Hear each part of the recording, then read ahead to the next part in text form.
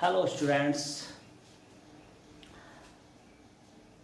बहुत सारे स्टूडेंट्स ये क्वेश्चन पूछ रहे थे कि सीबीएसई ने इस सत्र के लिए 2020 के लिए जो कोर्स में अपने कटौती करी है 30% कटौती करी है, क्या वो उत्तराखंड बोर्ड पर भी लागू होगी?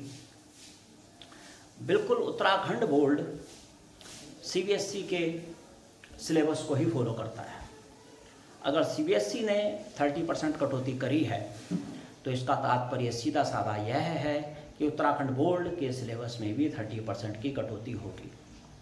फिजिक्स के संदर्भ में चैप्टर वाइज मैं आपको समझाता हूँ कि किस किस चैप्टर में कौन कौन सा टॉपिक कटा है। ये जो वीडियो है ये उत्तराखंड बोर्ड वालों के लिए तो लाभदायक होगा ही होगा, सीबीएसई बोर्ड के लिए भी ये उतना ही लाभदायक है। अतः अगर आपके भाई बहन सीबीएसई बोर्ड में हैं तो वो भी इस वीडियो को फॉलो करते हुए सिलेबस की जानकारी प्राप्त कर लें। देखिए, सबसे पहले जो आपका एनसीईआरटी की बुक का जो चैप्टर 1 है, इलेक्ट्रिक चार्जेस एंड फील्ड, अर्थात विद्युत आवेश और विद्युत क्षेत्र का जो चैप्टर 1 है, इसमें एक टॉपिक आपका कटा है। टॉपिक है uniformly charged thin spherical shell inside and outside, मतलब एक समान रूप से आवेशित किसी गोले के उसके अंदर और बाहर विद्युत क्षेत्र। तो ये जो आपको हमने भी आपको ये डेरिवेशन सिद्ध कराया है, तो इस साल इस सत्र के लिए 2020-21 के लिए कोर्स में नहीं है। उसके बाद आपका चैप्टर 3 आता है करंट इलेक्ट्रिसिटी। ये आपका विद्युत धारा नामक चैप्टर है। इसमें कार्बन रजिस्टर और उनके कलर कोड ये इस वर्ष कोर्स में नहीं है। उसके अलावा रजिस्टर्स का जो सीरीज और पैरेलल में कॉम्बिनेशन होता है, वैसा ही आपने 10th में आपने कर भी लिया है, ये भी इस वर्ष कोर्स में नहीं है। ज़्यादातर मैंने देखा है ऐसे टॉपिक इन्होंने हटाए हैं जो या तो आपने 10th में कर लिए हैं या बहुत ज़्यादा उपयोगी नहीं है। अर्थात हम कह सकते हैं कि कार्बन प्रतिरोधक और उनके रंग संकेतों को हटा दिया गया है और प्रतिरोधकों का श्रेणी और समांतर क्रम में संयोजन भी हटा दिया गया है।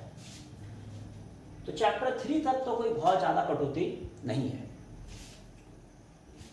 चैप्टर 4 के बारे में बात करते हैं, मूविंग चार्जेस एंड मैग्नेटिज्म। आपके पास ये चुंबकीय पदार्थों का चुंबकत्व के परिचय से संबंधित ये चैप्टर है। इसमें एक बहुत इंपॉर्टेंट टॉपिक था साइक्लोट्रॉन, इसको हटा दिया गया है। ठीक भी है, लेंथी टॉपिक था, कम से कम 2 दिन हमारे ये यूज़ करता था, 2 दिन लगते थे इसको समझाने में। तो ये आपका इस वर्ष कोर्स में नहीं है।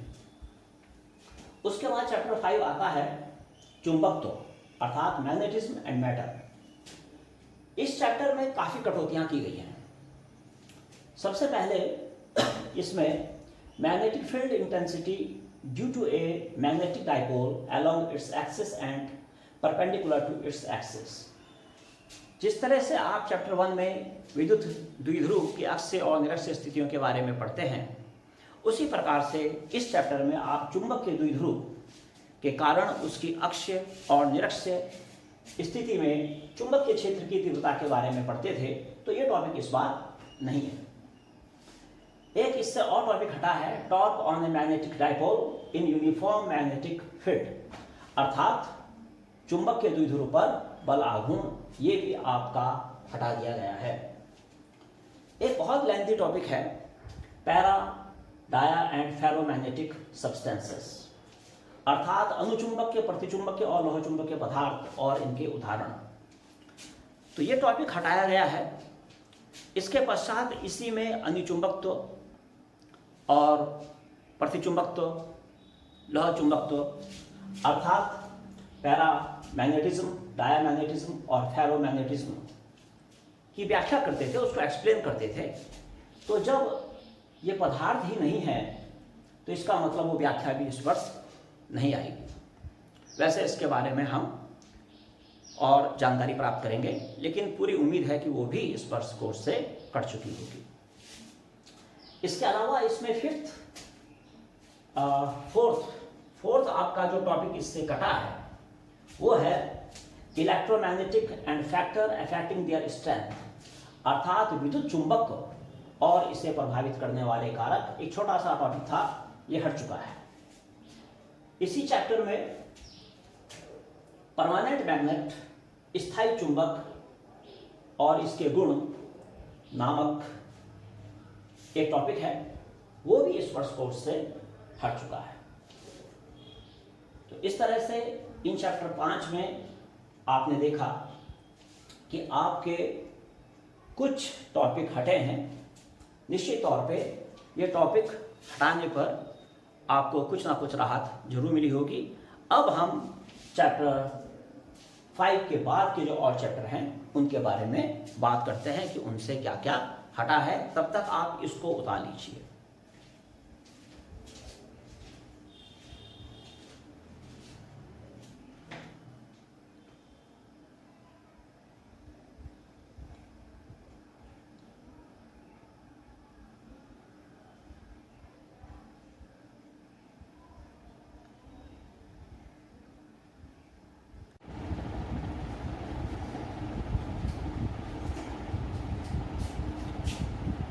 तो अब आगे चलते हैं।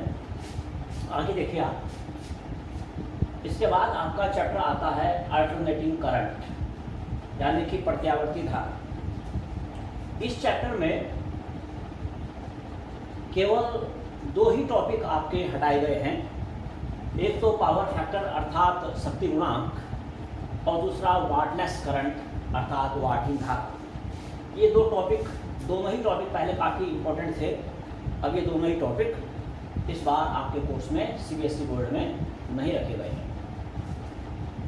इसके बाद आता है आपका नंबर 8 टॉपिक, इलेक्ट्रोमैग्नेटिक वेव्स। यह आपका 8th चैप्टर है, विद्युत चुंबकीय तरंगे। इसमें basic idea of displacement current अर्थात विस्थापन धारा, ये टॉपिक हटा दिया गया है। अगर आप ध्यान से देखें तो ये तीनों टॉपिक ही काफ़ी इम्पोर्टेंट टॉपिक माने जाते थे और ये तीनों टॉपिक ही इस बार आपके कोर्स में नहीं है। इसके बाद chapter 9, ray optics and optical instrument. ये एक बहुत बड़ी यूनिट है।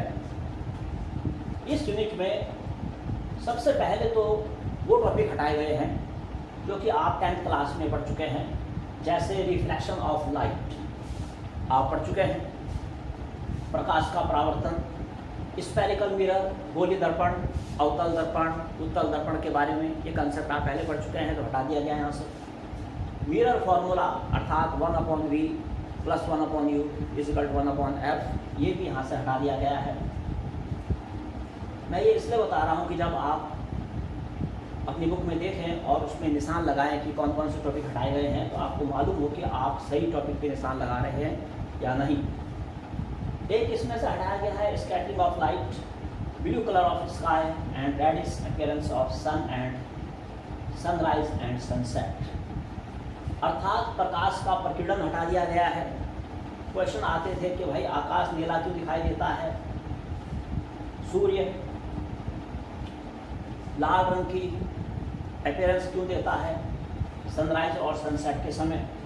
तो ये आपको इसमें इस बार आपको ये टॉपिक नहीं मिलेंगे। इसके बाद resolving power of microscope and astronomical telescope, ये एक्चुअली में प्रकाशिक यंत्रों की विभेदन क्षमता से संबंधित टॉपिक है, ये हटा दिया गया है। ओके, केवल विभेदन क्षमता अर्थात रिजॉल्विंग पावर ये हटाया गया है। किसी भी प्रकाशित यंत्र की। एक छोटा सा टॉपिक है, कोई बहुत बड़ा टॉपिक भी नहीं है। इसके बाद आपका आता है नेक्स्ट आपका unit wave optics. Wave optics में पोलराइजेशन अर्थात प्रकाश का ध्रुवण ये हटा दिया गया है। प्लेन पोलराइज्ड लाइट अर्थात ध्रुवित प्रकाश ये आपका हटा दिया गया है। और अगर ये ध्रुवित प्रकाश हटा दिया गया है, प्रकाश का ध्रुवण हटा दिया गया है, तो इसके बाद इन पे आधारित बहुत छोटे छोटे टॉपिक भी हैं जिनका बेस यही होते हैं, अर्थात ध्रुवित प्रकाश और प्रकाश का ध्रुवण। तो फिर निश्चित तौर पे वो भी इस बार आपके कोर्स में नहीं होंगे। जैसे कि इसी में आपका एक टॉपिक आता है ब्रूस्टर का नियम, परावर्तन द्वारा ध्रुवण के केस में, ठीक है, पोलराइजेशन बाय रिफ्लेक्शन। तो ये भी इस बार टॉपिक आपका हटा दिया गया है। वेव ऑप्टिक्स में 2-3 टॉपिक और हटाए गए हैं, उनके बारे में मैं आपको बताता हूँ, तब तक आप इसको उतारिए।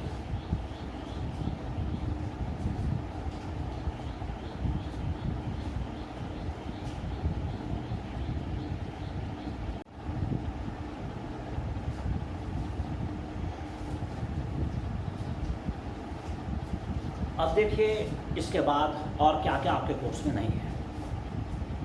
वही चैप्टर नंबर 10 वेव ऑप्टिक्स अर्थात तरंग प्रकाशिकी। इसमें uses of plane polarized light and polaroids अर्थात समतल ध्रुवित प्रकाश का उपयोग और पोलराइड्स नामक टॉपिक पूरे हट गए हैं। इसका अर्थ ये हुआ कि इसमें ध्रुवित प्रकाश से संबंधित जितने भी टॉपिक होंगे वो सब आपके हट जाएंगे अपने आप ही। उसके बाद आपका चैप्टर 11 आता है dual nature of radiation and matter. इसमें डेविसन जर्मन एक्सपेरिमेंट आपका हटाया गया है। एक ही इसमें टॉपिक हटाया गया है, वैसे ये बहुत बड़ा चैप्टर है भी नहीं, तो हट गया तो ठीक ही है, अच्छा है। इसके बाद 12th चैप्टर में कहीं कोई कटौती नहीं है। चैप्टर नंबर 13 नाभिक अर्थात न्यूक्लियर। इसमें radioactivity, alpha, beta and gamma particles and their properties ये सब हटा दी गई हैं, अर्थात रेडियो एक्टिविटा और अल्फा, बीटा, गामा किरणों के गुण वगैरह इसमें से हट चुके हैं। रेडियो एक्टिविटा के बारे में आपको समझाते थे तो इस बार वो नहीं समझाया जाएगा। अल्फा, बीटा, गामा रेस के गुण और उनमें अंतर वगैरह हम करा देते थे, तो वो भी इस बार नहीं होगा। इसमें दूसरा जो टॉपिक हटाया है वो है radio active decay law and half life and mean life. इसका मतलब रेडियो एक्टिव विघटन का नियम और अर्ध आयु और औसत आयु काल ये आपका इस बार हट गया है। कोई बहुत हार्ड टॉपिक भी नहीं था तो हट गया। इसी में थर्ड है binding energy per nucleon and it's variations with mass number. इसका मतलब ये हुआ कि ये प्रति न्यूक्लियन बंधन ऊर्जा और द्रव्यमान संख्या के साथ इसका परिवर्तन नामक टॉपिक है, ये भी हट गया है। इस पर आधारित आंकी प्रश्न आते थे, वो भी इस बार आपके नहीं आएंगे। तो ये आपका काम हट चुका है। अब आपका जो लास्ट चैप्टर है सेमीकंडक्टर इलेक्ट्रॉनिक्स, अर्धचालक युक्तियाँ डिवाइसेस वाला चैप्टर है ये। इसमें केवल एक टॉपिक आपका हटाया गया है। कुछ टॉपिक तो पिछले साल ही इसमें हट गए थे, वो भी हटे हुए हैं पहले से ही। और जेनर डायोड तथा Zener diode as voltage regulator एक इम्पॉर्टेंट टॉपिक था, यानी कि वोल्टेज नियंत्रक, वोल्ट का नियंत्रक के रूप में जेनर डायोड, ये भी आपका इस बार कोर्स में नहीं है। तो आपने इन सब टॉपिक्स को देख लेना है। आपकी अपनी जो बुक है उसमें हल्का सा इसमें क्रॉस कर दें, ये आपको नहीं करना है, ठीक है। और वैसे उत्तराखंड बोर्ड के लिए दिशा निर्देश अलग से भी जारी होंगे, जो ऐसा पहले भी कहा गया है अधिकारियों के द्वारा कि वो CBSE के ही सिलेबस को फॉलो करेंगे। तो पूरी उम्मीद है कि ये उत्तराखंड बोर्ड में भी ये चैप्टर नहीं है। अब आप अपने सिलेबस को ढंग से ऑर्गेनाइज करके पूरी मेहनत करना प्रारंभ कर दीजिए। एक बार इसको आप उतार लीजिए।